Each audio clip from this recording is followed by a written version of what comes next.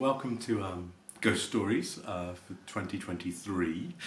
We've done this for a few years now, and this is this year's. We have here a book of hours published in the early 16th century in Paris. And at the front of it, we have this diagram showing the influence of the planets on various parts of the body, represented by a skeleton with a fool at his feet, before the calendar appears. And this is a book of hours printed in Paris in the early 16th century. There are 5 planets, each represented by a golden star, with a thread linking them to those bodily organs that they were associated with, whilst the sun sits on top of the skull and the moon appears as a darker face here. The anatomized figure is not always depicted as a skeleton in other versions of the diagram, but it is in this volume, placing a memento mori structurally central to a medieval view of the cosmos, as well as in a prominent position at the beginning of the book. So books of hours were collections of prayers with a calendar here, giving the appropriate dates and times for their usage and recital. One of the most popular genres of manuscript book. There are more manuscripts of books of hours than all other types of manuscripts put together. They were truncated versions of the breviaries used by holy orders that allowed lay people to demonstrate their own piousness. They were often the only book a person possessed and were often personalised, including the annotation of calendars with deaths and births within a family, rather like a family Bible. They were particularly popular with women, and they were also often beautifully decorated. And even 50 or 60 years after the invention of printing, printers such as the Hardouin family who produced this still made their living producing luxury products that aped manuscripts by being printed on vellum, decorated with gilding and having illuminations painted. Not all copies were treated this way. Some were left black and white. There is also, rather nicely, a book plate at the back of this one, which is a memento mori book plate, a hand-coloured book plate with death supporting a shield. So we're going to start with Smee by A.M. Burridge, which we read by Naomi, the librarian. Then we've got a bit of Polish. We've got part of the Forefathers' Eve, by Adam Mickiewicz, which we read by our housekeeper Eva, read in Polish, by our housekeeper Eva, and in English by Naomi. Then we have the runners-up and winners of our competition, our ghost story competition. So first up will be The Riddle Room by Martin Edwards, who can't be here tonight, but Nigel, our assistant librarian, is going to read that. I will read another of our runners-up, The Librarian's Curse by Lucy Fox. And our competition winner is bravely reading her own story, Manana by Louisa MacDonald. So what we have here is John Weaver's Ancient Funeral Monuments, printed in London in 1631. The two supporters to the title in this engraved frontispiece consist of Adam as a desiccated skeleton holding a shovel and an apple, referencing his role in the fall from Eden into the cycle of time and death, and Christ, the second Adam, who is the source of life eternal. It prefixes the first volume dedicated to the study of funerary monuments, of which this is the first edition. John Weaver was a poet who at one point penned a book of epigrams to the likes of Shakespeare, and seems to have been an associate of Ben Jonson. Later in life, he was to tour Britain and parts of the continent extensively to research his interest in funerary inscriptions, resulting in this volume, which contains a discourse on the importance of his study and reproductions from monuments across dioceses in the southeast of England. The book is of historical interest today, as many of these have now been destroyed and it remains the only record of their existence. But unfortunately, Weaver, being a poet, was only interested in the words and neglected any description of the heraldic, genealogical or artistic aspects of each monument. Hence, there are only a few illustrations which seem to have been hurriedly appended by the publisher.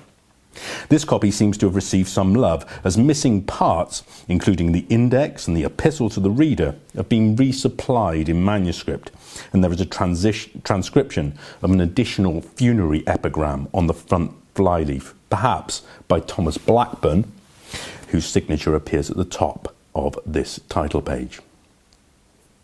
Mrs. Smee by A.M. Burridge. No, said Jackson with a depreciatory smile. I'm sorry. I don't want to upset your game. I shan't be doing that because you'll have plenty without me. But I'm not playing any games of hide and seek. It was Christmas Eve, and we were a party of 14 with just the proper leavening of youth. We dined well. It was the season for childish games, and we were all in the mood for playing them. Well, all that is except Jackson.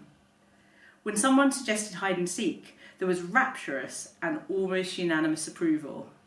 His was the one dissonant voice. It was not like Jackson to spoil sport or refuse to do as others wanted. Someone asked him if he were feeling seedy. No, he answered. I feel perfectly fit, thanks, but, he added with a smile which softened without retracting the flat refusal, I'm not playing hide and seek. One of us asked him, why not? He hesitated for some seconds before replying. I sometimes go and stay at a house where a girl was killed through playing hide and seek in the dark. She didn't know the house very well. There was a servant's staircase with a door to it. When she was pursued, she opened the door and jumped into what she must have thought was one of the bedrooms, and she broke her neck at the bottom of the stairs. We all looked concerned, and Mrs. Fernley said, Oh, how awful! And when you were there when it happened? Jackson shook his head very gravely. No, he said.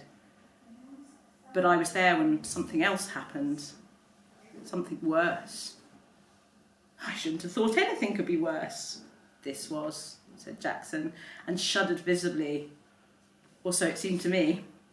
I think he wanted to tell the story and was angling for encouragement.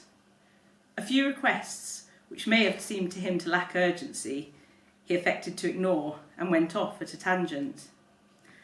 I wonder if any of you have played a game called Smee. It's a great improvement on the ordinary game of hide and seek. The name derives from the ungrammatical colloquialism, it's me. You might care to play if you're going to play a game of that sort. Let me tell you the rules. Every player is presented with a sheet of paper. All the sheets are blank except one on which is written Smee.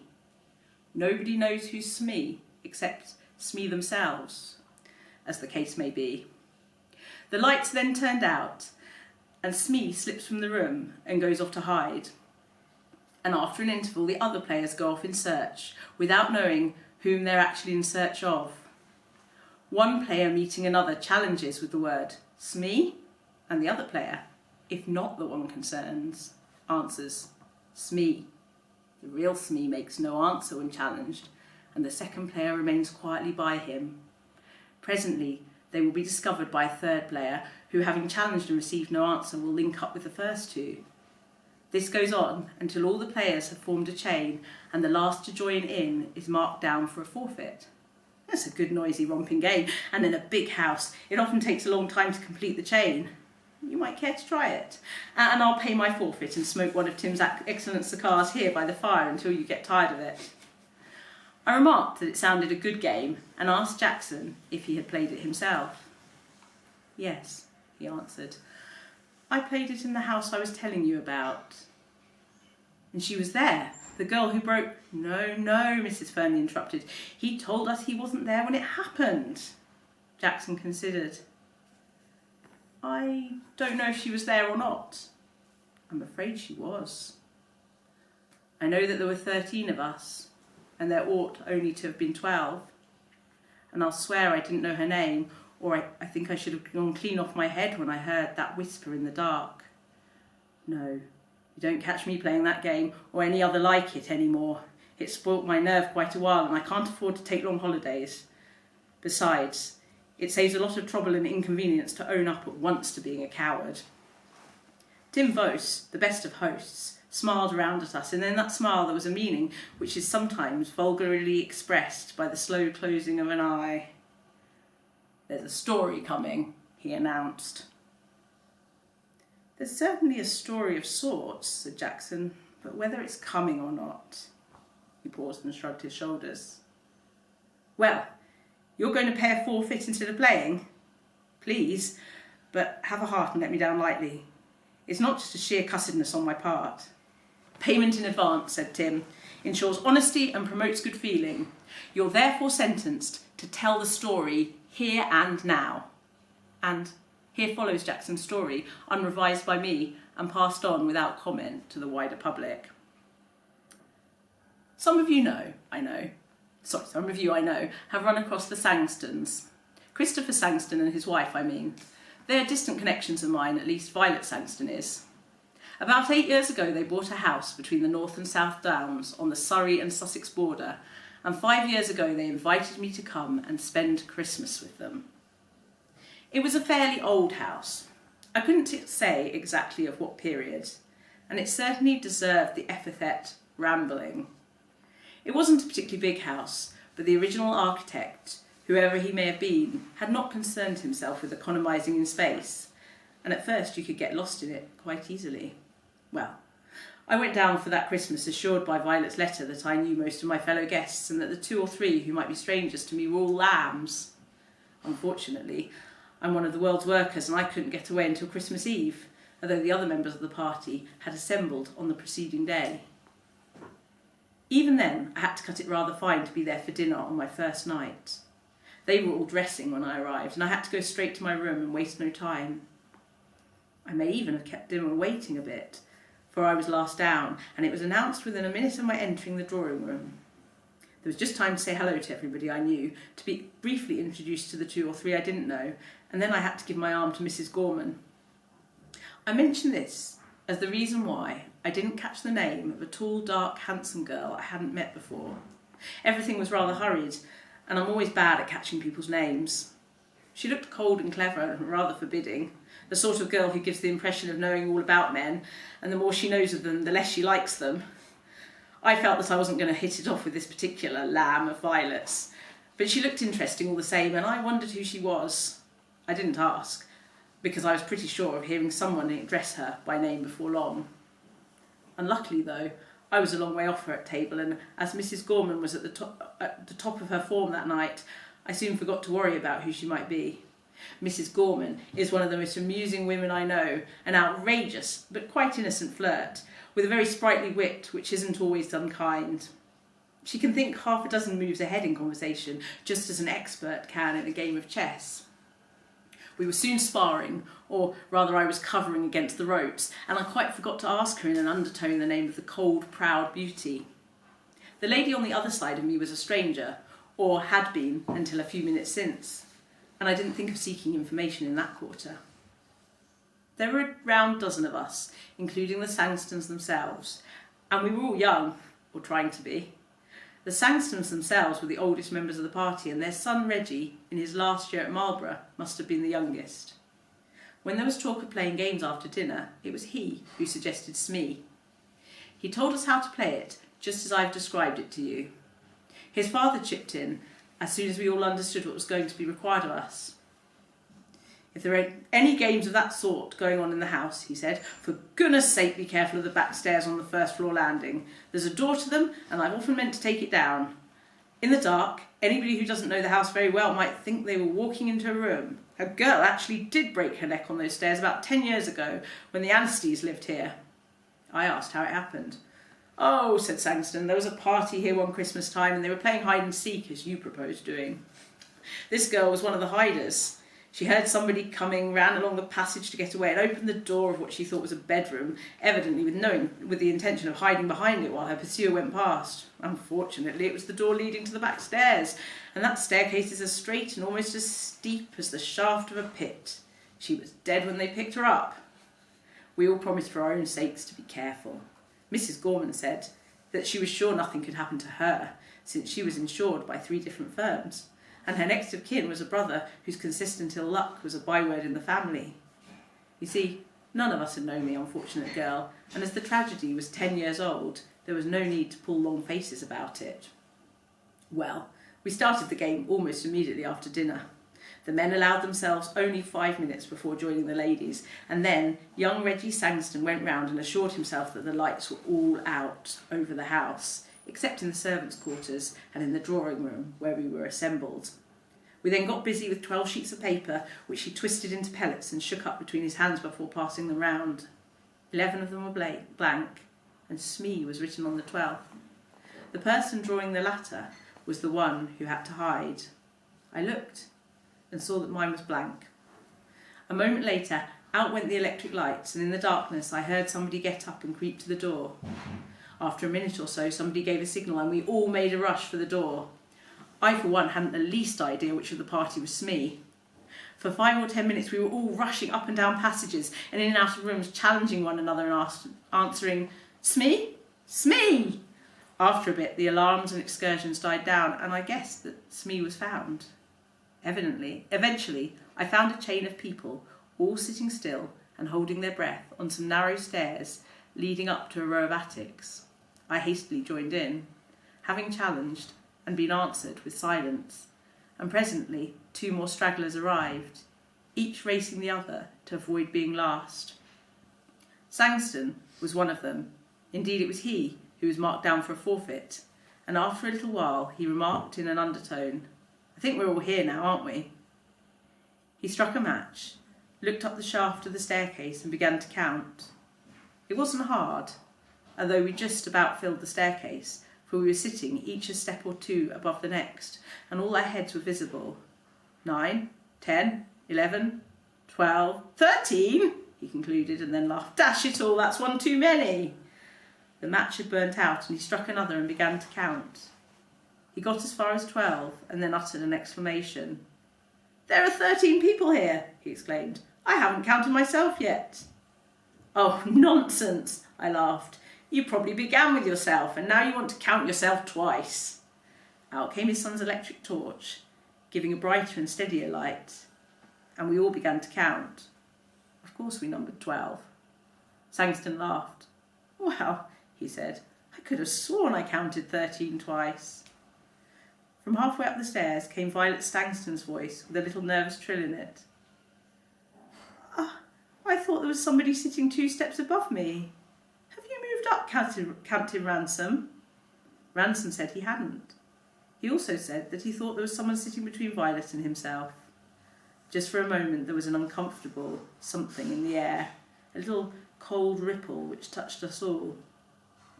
For that little moment it seemed to all of us, I think, that something odd and unpleasant had happened, and was liable to happen again. Then we laughed at ourselves and at each other, and were comfortable once more. There were only 12 of us, and there could only have been 12 of us, and there was no argument about it. Still laughing, we trooped back to the drawing room to begin again. This time I was Smee, and Violet Sangston ran me to earth while I was still looking for a hiding place. That round didn't last long, and we were a chain of 12 within 2 or 3 minutes. Afterwards there was a short interval. Violet wanted to fetch a wrap, and her husband went up to get it from her room. He was no sooner gone than Reddy pulled me by the sleeve. I saw he was looking pale and sick. "Quick," he whispered, "while father's out of the way, take me into the smoke room and give me a brandy or whiskey or something." Outside the room I asked him what was the matter, but he didn't answer at first, and I thought it better to dose him first and question him afterwards.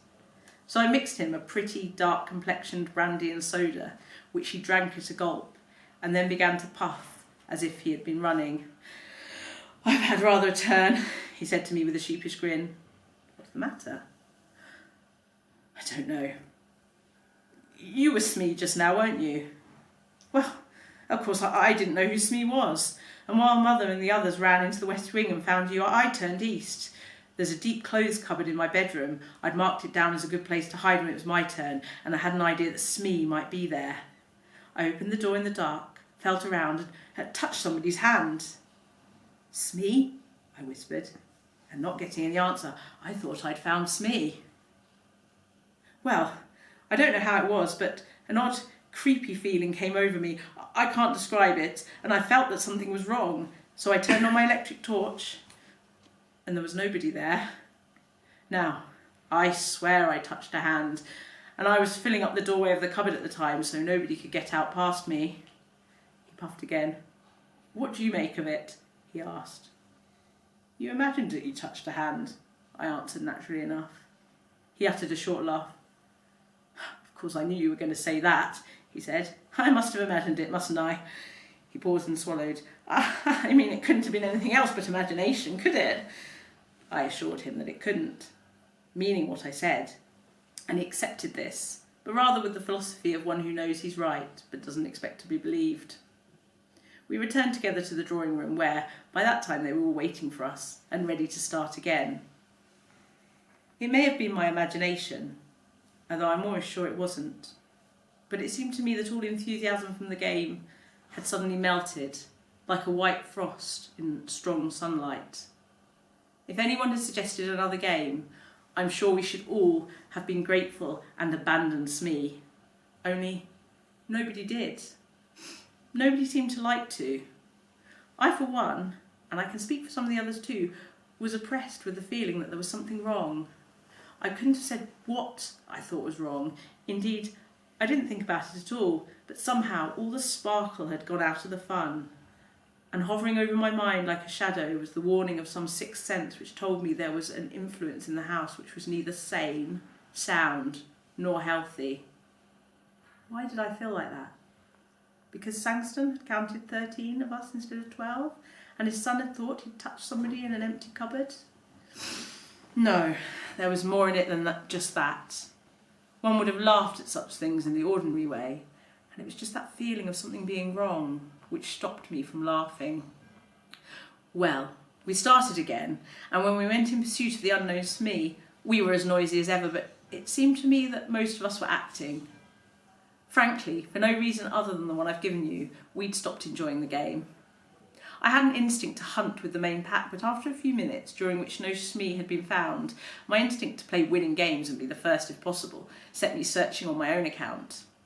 And on the first floor of the west wing, following the wall, which was actually the shell of the house, I blundered against a pair of human knees. I put out my hand and touched a soft, heavy curtain. Then I knew where I was.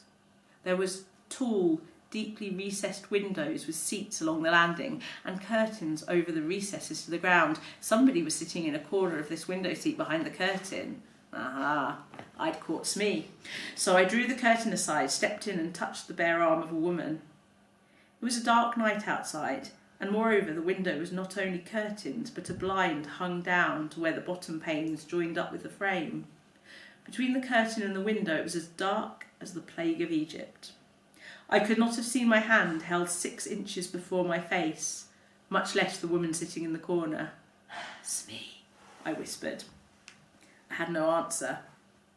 Smee, when challenged, doesn't answer. So I sat down beside her, first in the field, to await the others. Then, having settled myself, I leant over to her and whispered, "Who is it? What's your name, Smee?" And out of the darkness beside me the whisper came back, "Brenda Ford." I didn't know the name, but because I didn't know it, I guessed at once who she was, the tall, pale, dark girl who was the only person in the house I didn't know by name. Ergo, my companion was the tall, pale, dark girl. It seemed rather intriguing to be there with her, shut in between a heavy curtain and a window, and I rather wondered whether she was enjoying the game we were all playing. Somehow, she hadn't seemed to me to be one of the romping sort. I muttered 1 or 2 commonplace questions to her and had no answer. Smee is a game of silence. Smee and the person or persons who have found Smee are supposed to keep quiet to make it hard for the others. But there's no one else about, and it occurred to me that she was playing the game a little too much by the letter. So I spoke again and got no answer, and then I began to be annoyed.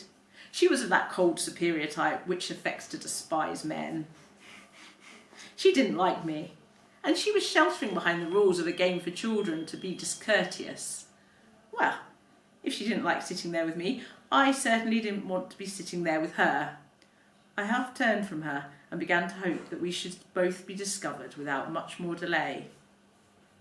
Having discovered that I didn't like being there alone with her, it was queer how soon I found myself hating it, and that for a reason very different from the one which had first whetted my annoyance. The girl I'd met for the first time before table and seen diagonally across the table had a sort of cold charm about her which had attracted, while it had half angered me. For the girl who was with me, imprisoned in the opaque darkness between the curtain and the window, I felt no attraction at all.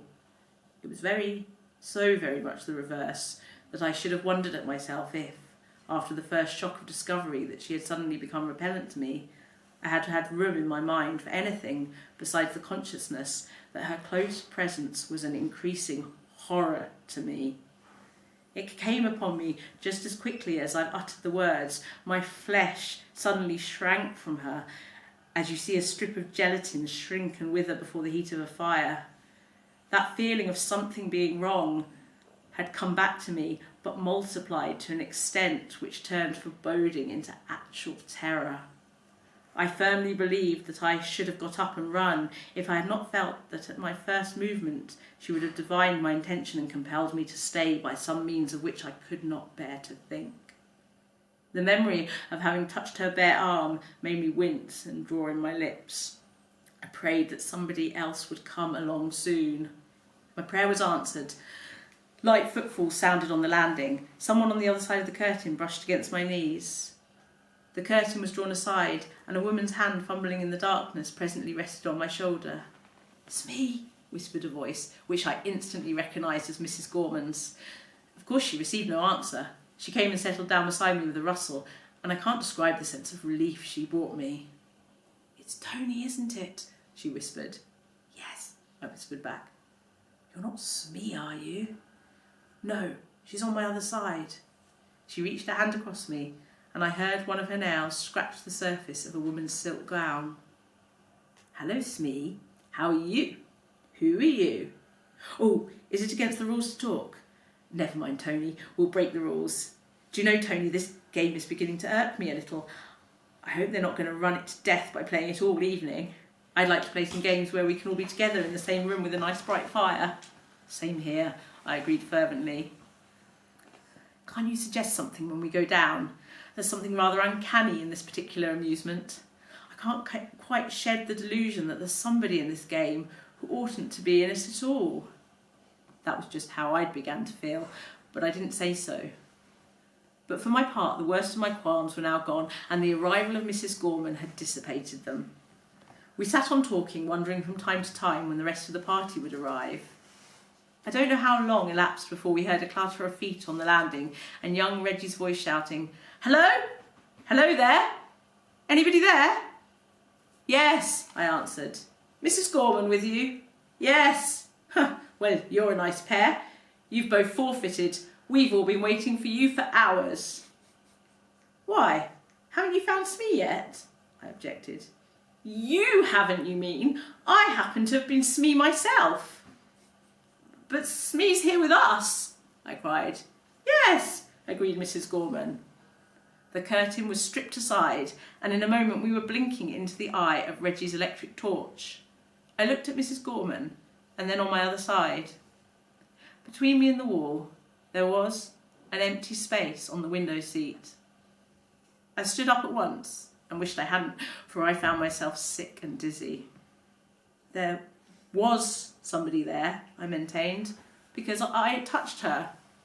"So did I," said Mrs. Gorman in a voice which had lost its steadiness, "and I don't see how she could have got up and gone without our knowing it." Reggie uttered a queer shaken laugh. He too had had an unpleasant experience that evening. "Somebody's been playing the goat," he remarked. "Coming down?" We were not very popular when we arrived in the drawing room. Reggie rather tactlessly gave it out that he'd found us sitting on a window seat behind the curtain.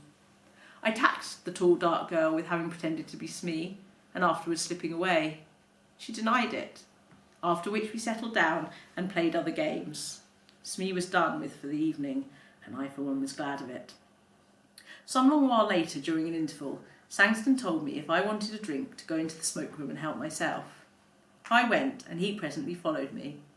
I could see he was rather peeved with me, and the reason came out during the following minute or two. It seemed that, in his opinion, if I must sit out and flirt with Mrs. Gorman in circumstances which would have been considered highly compromising in his young days, I needn't do it during a round game and keep everybody waiting for us. "But there was somebody else there," I protested. "Somebody pretending to be Smee. I believe it was that tall dark girl, Miss Ford, although she denied it. She even whispered her name to me." Sangston stared at me and nearly dropped his glass. "Miss who?" he shouted.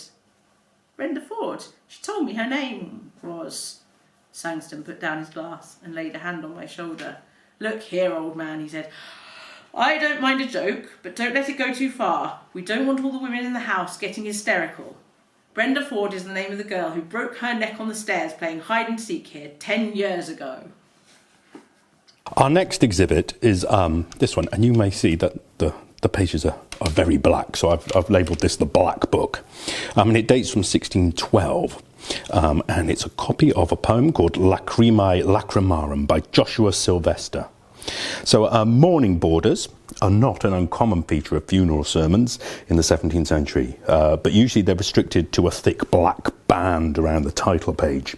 The extent of the black ink in this volume across the verso of every page, so the whole thing is blackened, and thickly around the text on the rextos, with the extra adornment of memento mori, demonstrates the author of this elegy's despair at the loss of not only of a prince, but also a royal patron, who was keeping him from poverty.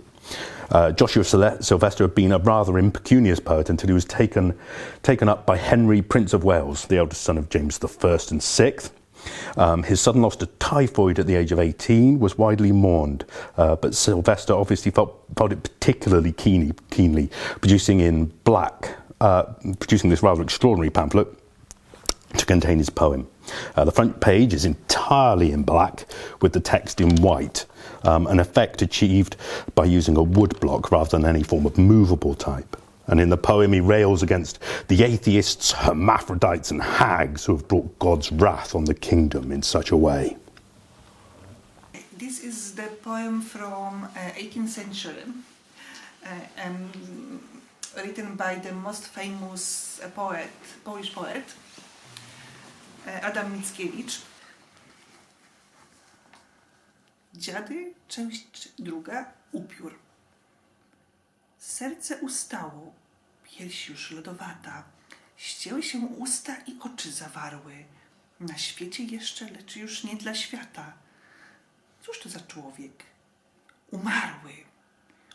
Patrz, duch nadziei życie mu nadaje, gwiazda pamięci promyków użycza. Umarły wraca, na młodości kraje, szukać lubego oblicza. Pierś znowu tchnęła, lecz pierś lodowata. Usta i oczy stanęły otworem. Na świecie znowu, ale nie dla świata. Czemże ten człowiek? Upiorem. Ci, którzy bliżej cmentarza mieszkali, wiedzą, że upiór ten co rok się budzi, na dzień zaduszny mogiłę odwali i dąży pomiędzy ludzi. Aż gdy zadzwonią na niedzielę 4, wraca się nocą opadły na sile.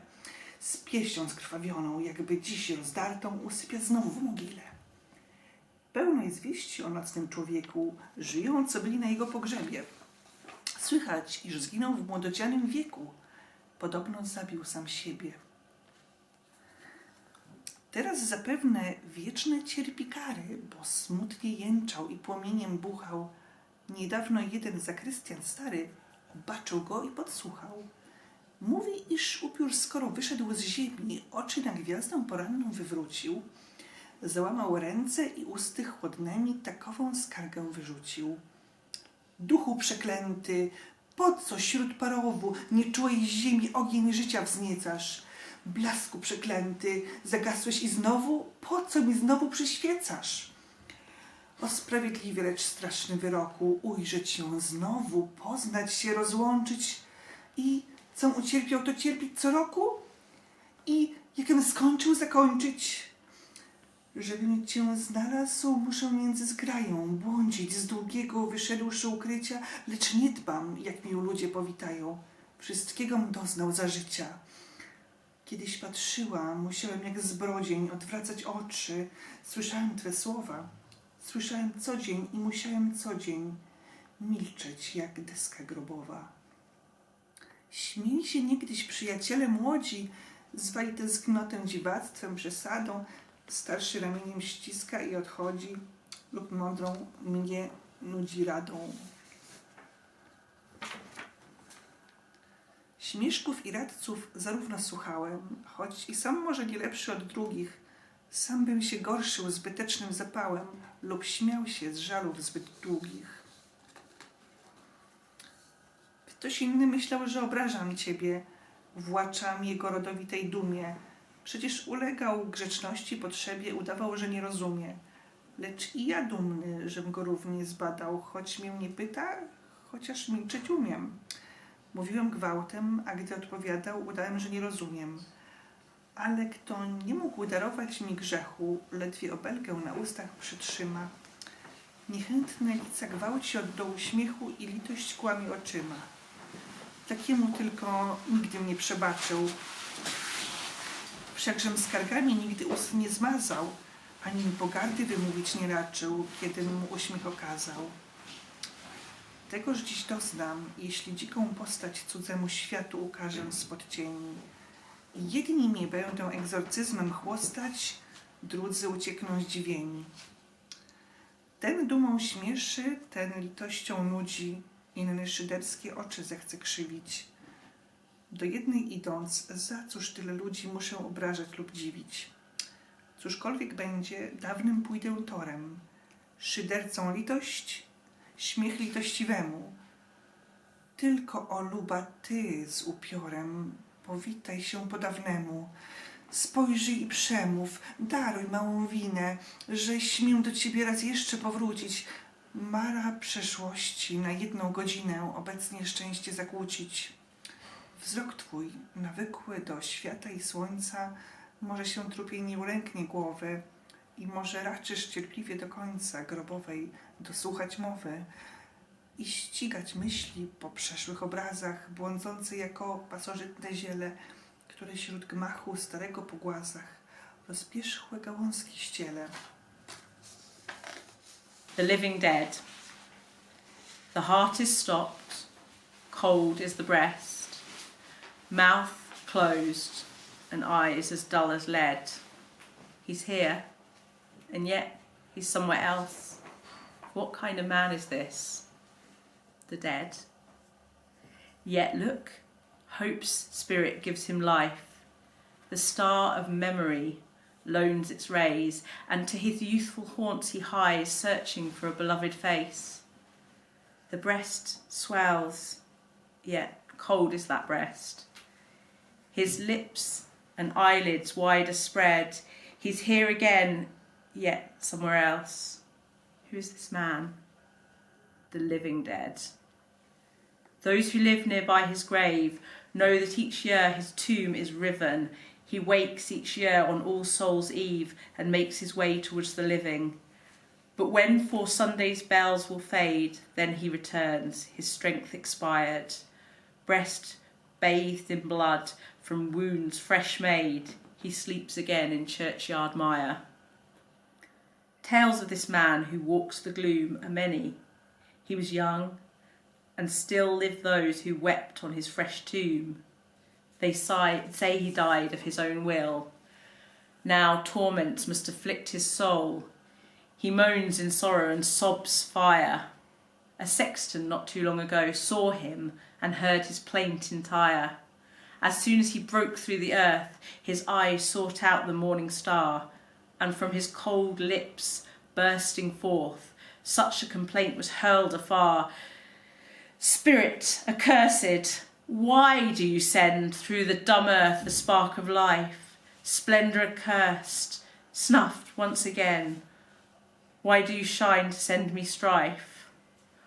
O righteous sentence, fraught with fear, to see her, just to part again, to relive my pain year after year, and as I ended, each year end. To find her I must err among the mob, leaving my peace behind. Living, I met with rough welcomes. Now dead, I've really ceased to mind. Once, when she looked at me, I reined aside my thievish eyes. Her words heard daily, yet I was constrained to silence, like a coffin's boards. My friends would laugh at me and call my pain a modish heart's device. Elders would nod and squeeze my arm and offer me some good advice. Scoffers and sober minds alike I treated.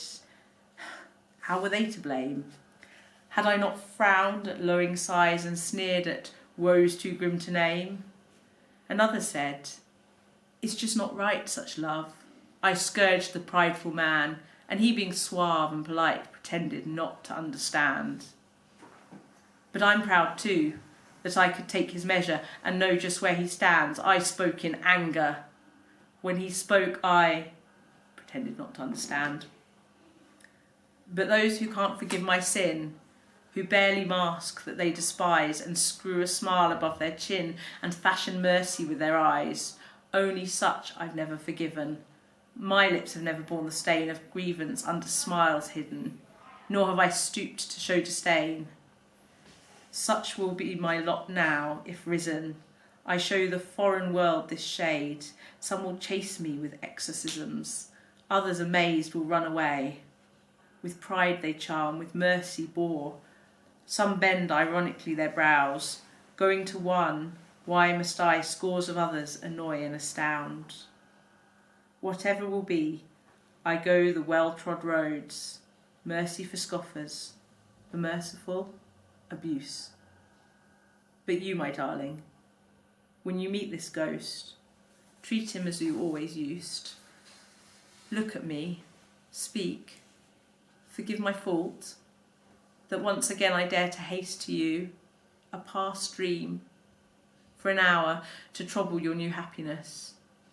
Your eyes, used to the world, the sun, perhaps won't fear this dead man's face. Perhaps you'll listen till I'm done with my speech torn out from the grave, and twist about the past your thoughts like some parasitic vine which on an ancient structure's wall his widely scattered arms will twine. So this little volume here is called Imagines Mortis, and it was printed in Cologne in 1576, and it's basically a later edition of Hans Holbein's woodcuts of the Danse Macabre, which were originally produced in around 1526, although not published fully in book form until 1538 in Paris. They were massively popular, running to 11 editions by 1562. This is slightly later again, being a German edition of a Latin translation of the French epigrams, which were added to the pictures. The Danse Macabre originated as an extended memento mori, possibly from theatrical representations in pageants and masks. Members of a variety of walks of social life, of life and social station, were shown as being harassed or engaged by death, represented as a skeleton. Working in a time of religious ferment, Holbein's working of the theme has a satirical edge to it, but it was ambiguous enough to be adopted by both the Protestants and Catholics alike. The page we have open on here depicts the peddler whom death grasps with an offer to lighten his load. The Riddle Room by Martin Edwards. I'm an owl, you see, not a lark. Since childhood I've suffered from insomnia. Hence that experience all those years ago, right here in the Riddle Room, during my first term. My only term as it turned out. Afterwards my health broke down, and after a long convalescence I decided not to come back. I wasn't cut out for the law anyway. Working as a clerk to the council in a rural backwater suited me better. This is my first time in college for 50 years. I never expected to return, but the doctor's latest prognosis is bleak, and I felt there was no longer anything to lose. I needed to see the Riddle Room one last time. The place has changed out of all recognition. Now it serves as a meeting room. Bookshelves crammed with old law reports still climb to the ceiling, but the books are seldom read. Today's students research online. They didn't have calculators, let alone laptops. The fireplace is still there, of course. Above it are photographs taken at summer parties of the Law Students' Society. Sir John Riddle himself is nowhere to be seen. When I was a fresher, this room had just been named after him. Riddle had died following a long illness, and he bequeathed money for the college to refurbish a room to law students' use. A portrait of him, resplendent in judicial robes, was hung over the fireplace. Did the artist detest the old judge? How else could one account for the relish with which he'd captured Riddle's sly smirk and the glint of malevolence in his small dark eyes? A grammar school boy, I relished escape from my claustrophobic home in the Midlands and rejoiced in Oxford's social whirl. I'd attended a drinks party in Trinity to celebrate Halloween, but next morning I was due to hand in an essay.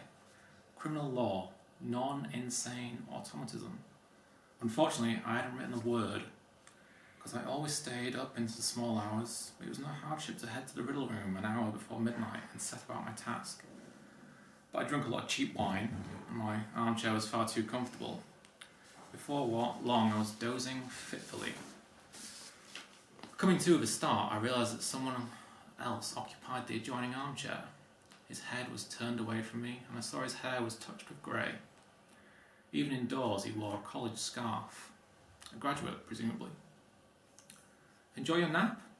He didn't wait for an answer. I glanced at your essay notes. Deadly dull subject, I said. Any tips? He frowned. Students forget what they read. Students forget when they read the reports. The cases concern real people. People who lived and loved and... Yes, I interrupted. I was wondering about the judgments, the key legal principles. There's more to life than a strict application of the letter of the law. Well, yes, but not that old Riddle ever understood. I hear he was a stickler. A passionless pedant. Oh, really? Harsh to the point of cruelty. Turning my head, I took another look at the portrait. The old judge certainly looked unpleasant, yet rather pleased with himself. He did leave the college a large amount of cash. Blood money. I don't quite understand. I'm talking about a specific case from years ago. A woman stabbed her husband.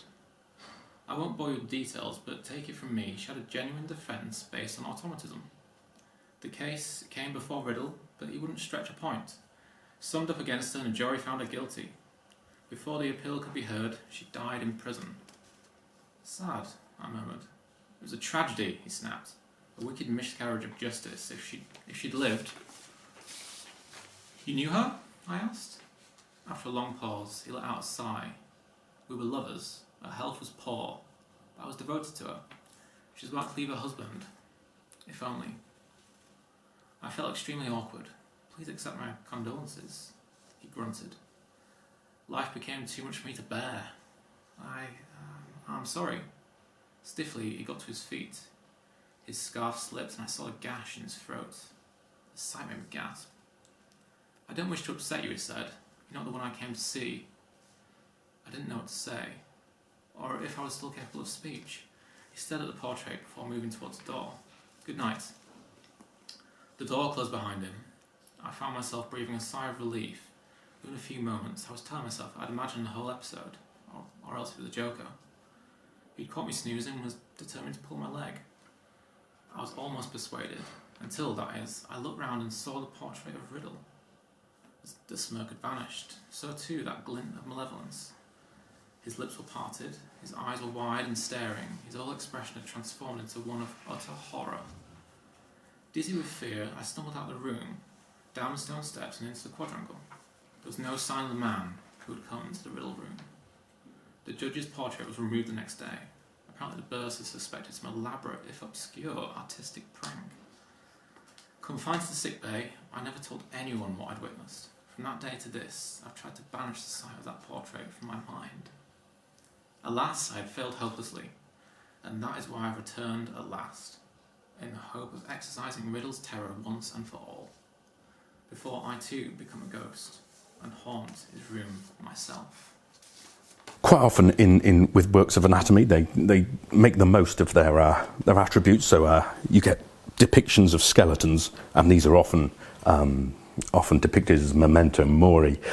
This is Helkiah Crook's second edition of his Microcosmographia, printed in 1631, and it was published in the same year as Weaver's work. And it has an elaborate title page designed by the engraver Martin Drussout, with the title supported by Death and an Angel.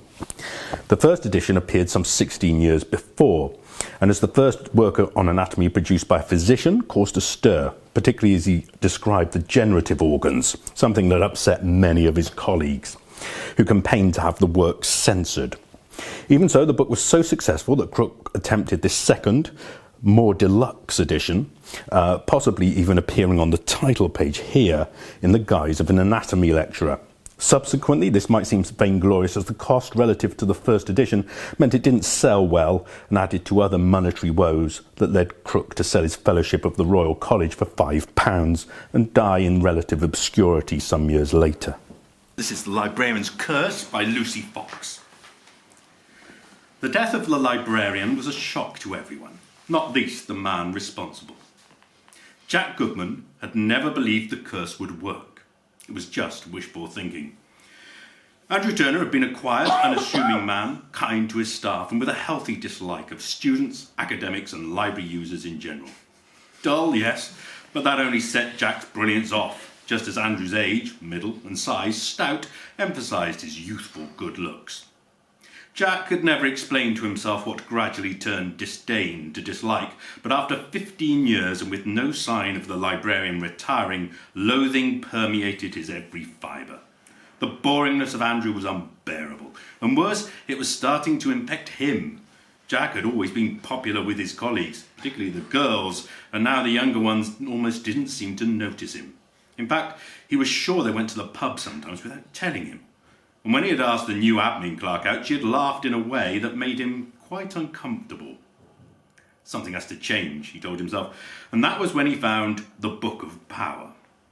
It was in a dark corner of the stacks, and he knew he had never seen it before, for surely he would have remembered the glowing letters on the cover and the faint smell of sulphur. The print inside was small and hard to read, but clearly it was a book of black magic. Almost the first page he came to carried the title, A Curse to Kill the One You Despise, and at once he knew. Some of the ingredients were hard to source. The mummified frog was extremely expensive, and who knew how much babies hate having their toenails clipped?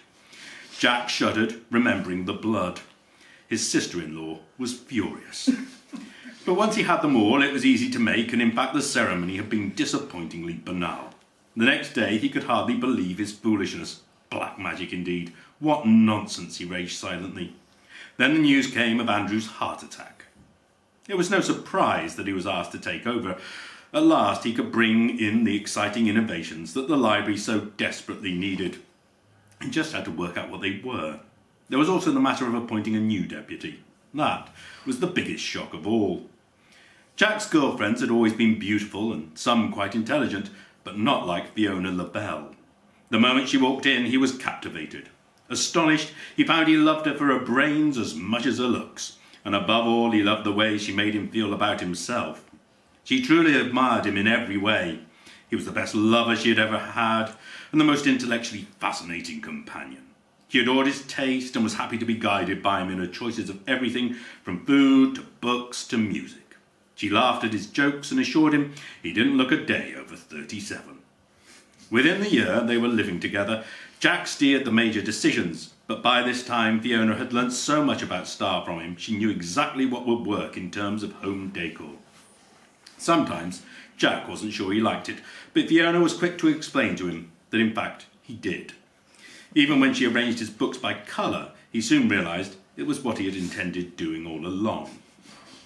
At work, she seemed to inspire him in ways he had never imagined. It was funny how a conversation about shelving somehow led to realising that he needed to reach out to the community with bounce and rhyme sessions for preschoolers and knit and natter for elders. At first there were murmurs about the usefulness of this in a university library, but Fiona's background in EDI gave him compelling, unanswerable arguments. Soon every day seemed to have Lego Club or Toddler Boogie, a gamer's workshop or a death awareness session. Sensitive scheduling was important, particularly about Drag Queen Story Hour. Sometimes Jack missed the stillness and the serious, purposeful hush of the library as it had been. He once joked that no one came to read anymore, but Fiona didn't find that funny, so he never said it again. By and large, he was sure that he was very happy. He had achieved what he wanted, so when the university authorities announced the reorganisation of staff under a newly created director, he applied simply because it seemed to be expected.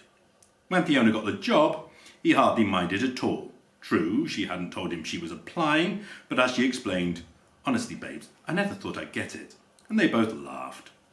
He missed her as his deputy, still more when she told him budget cuts meant he couldn't appoint a new one. He was working ever longer hours. It turned out Fiona had been doing most of the running of the place, but when he did get home, she was rarely there. Then, one day she was gone, the flat quieter than any library, and the full force of her betrayal hit home. The Book of Power was still in its dark corner. He couldn't use the same curse as before. His niece was no longer a baby, and goodness knows where he'd find another one. But again, the book offered the perfect solution. Luckily, the ingredients were all everyday store cupboard items. No time for second thoughts. The joy of revenge thundered in his veins as he whispered, "The curse to banish the one you love." The disappearance of Jack Goodman was a shock to everyone, not least the man responsible. Do we hear his ghostly laments among the bookshelves? In truth, it's so noisy there, I have no idea. This huge volume here continues the theme of using anatomy to represent memento mori. We've got this huge pig plate of a skeleton holding a timer to represent the passage of time as he climbs out of his tomb. But this is a state-of-the-art work on anatomy. There are many illustrations in this, some of them really quite graphic and gruesome.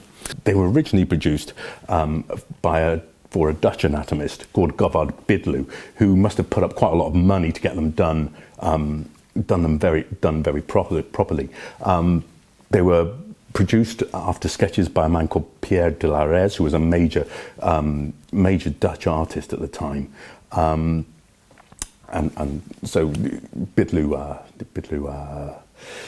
put up a lot of money for these, and he produced a text to go with them. But it didn't sell very well, so Bidloo's publisher sold a whole load of these plates to an English publisher, who then commissioned a man called William Cowper, a surgeon called William Cowper, to produce an English text. That was a lot more successful in terms of readership. It reached far more people. And Govard Bidloo wasn't very pleased about this, and I think they had words at William III's autopsy. So it's an example also of early medical plagiarism. And on the title page, there's an engraved title page right at the beginning. We can see that there is a tiny label stuck where the title is, and that says The Anatomy of Human Bodies by William Cowper, surgeon, in 1698. And it's been stuck over the original title, which bore Bidloo's name. So the story I've written is called Mañana, which is what's the Spanish for tomorrow. And a bit of background to this is I'm a philosopher by training, and there's a philosopher called Derek Parfit who's quite well known, and amongst other things he talks about what would happen if you were to invent teletransportation and you were able to transport yourself from one place to another, and what would happen if in the first room the copy of you was not destroyed and there ended up being two copies of you. So he thinks a lot about identity and personhood and what that means. So, mañana. I'm the kind of person who likes bread toasted so lightly you can barely see the shades of golden brown against the white.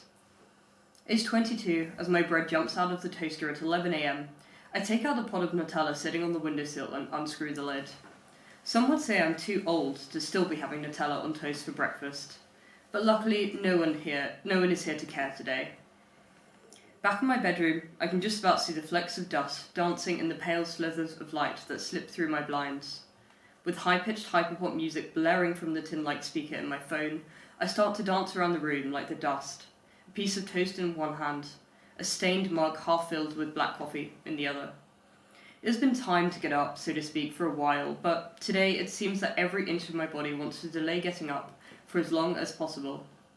Today, I do not wish to be part of the outside world. But suddenly something catches my eye as I prance aimlessly around the room. It makes me drop my Nutella toast, which lands face down on the carpet. Oh well, I tell myself. Cleaning it up will be a task for mañana. What has caught my eye is the timetable I have pinned up on the wall. Tuesday, 11 a.m. to 1 p.m. German Romanticism Seminar. I cursed myself under my breath. How could I have done this again? I'd forgotten about the class last time too. I'd woken up at precisely 1 p.m. to a rather bemused email from Professor Friedrich asking after my whereabouts. There is no way I can skip class again, not after last week's humiliation. I fumble through my drawers and throw on a pair of jeans and a red flannel shirt. It is hardly the most flattering outfit I could come up with, but it will do for today. I tuck my hair behind my ears, blinking rapidly at my image in the mirror. If I set off now, I can be there in 15 minutes. 10 if I walk extra quickly. Slinging my coffee-stained tote bag over my shoulder, I reach for the door handle and push the door open. The door appears to be sticking. I keep pushing it harder and harder, but it remains jammed shut. Something must be stuck. I look closely at the handle, at the lock. Nothing seems out of the ordinary. I push the door again. Nothing. Frustrated, I launch my entire body weight against the door, slamming at it with my torso. Still it does not budge. I hammer at the door with my fists. Help, I cry out, hoping someone on the corridor will hear me. Only silence answers me. Sighing, I sit on my bed, head in hands. Someone must have locked the door from the outside. It was the only explanation, even though it hardly made sense. And they must have done it in the few minutes after I'd come into my room from my kitchen. I had not heard anyone outside in that time, although my music had been blaring so loudly it was hard to tell. All I could do was call maintenance, get them to sort it out, and that would take hours. I cannot exactly leave my window since I'm on the 3rd floor. I have to face it. I will not be making it to my seminar today. With a heavy heart, I look up Professor Friedrich on the faculty website and scroll until I find his phone number. Well, the least I can do is call him and let him know. The phone purrs against my ear for a few seconds before I hear Professor Friedrich's familiar rasping voice. Hello, who is this? Morning, Professor, I reply. It's Ruby here. I'm just calling to let you know I won't be making it along to the Romanticism seminar today. I truly am sorry. You see, this might sound odd, but my door appears to be bolted shut. I've got to call maintenance to get it sorted, but they usually take a couple of hours to come. Again, I'm awfully sorry about this. Do let me know if there's anything I can do to catch up on the work. Silence ensues. I can hear the professor breathing uneasily down the phone. Is this some kind of joke? He eventually replies. What? My heart quickens. No, I promise. I know it's unusual, but, you can't be Ruby, he replies. Ruby is right here, in the class, with me. I feel my veins freeze. That can't be. I'm Ruby. You recognize my voice, no? Well, you do sound like her, I'll give you that, the professor chuckles. Whoever you are a very good impersonator. But wasting my time like this is unacceptable, you hear me? I don't know who you are or what you want with Ruby, but you sure aren't her. Go on, Ruby, you tell this person, they're clearly here for you. The professor's voice fades into the excited murmuring of the class, before another voice pierces through. Hello, it's Ruby. Who the hell is this and what do you want? Why are you prank calling Professor Friedrich? It is undoubtedly my own voice speaking back to me. The phone slips from my hands. I feel my entire body tense up and tremble. My eyes wander to the piece of toast and Nutella still lying face down on the floor. I remember a couple of years ago I was reading an article speculating about teletransportation, about what would happen to the original body once it had been transported. Would it dissolve instantly, or would it decompose, slowly, painfully? Something in me tells me that I might not be around to clear up that piece of toast mañana. This is the final of our exhibits. You can see a lot of skeletons in this. The proliferation of skeletal imagery in this contemporary re-envisaging of Arthur Graham West's Diary of a Dead Officer could be seen as a part of a modern memento mori. The traumas of the conflicts of 1914-18 and 1939-45 continue to act as touchstones for considerations of death and memorial in Western European consciousness, as evidenced by the continued attendance at and promotion of commemorations such as Remembrance Day. In popular consciousness and art, these events are often portrayed in a relatively decontextualized way, in which individual suffering is seen to be subject to the remorseless and inevitable motion of history. I'm thinking here of something like the final episode of the 1980s BBC sitcom Blackadder. So Arthur Graham West was the son of a nonconformist minister, and he came to Balliol in 1910. Although he was initially enthusiastic about the war, he signed up to become a private in 1915. And after that, his support for the war and his faith very quickly suffered, following his experiences of trench warfare, which he recorded in a diary containing several poems. He was killed on the 3rd of April in 1917 by a sniper. The diary was edited by his friend, the philosopher and pacifist C.M. Joad, and published in association with the socialist newspaper The Herald in 1919. The original manuscript was lost, and so only the redacted version of West's thoughts and feelings remain. And although perhaps the sentiments in it confirm the editorial decisions of those who published it as a testament to futility, is well to remember that it comes to us through a filter, and again it's been filtered here through the striking artwork provided by John Abel, a Welsh printmaker based in Llandogo, and this dates from 2014.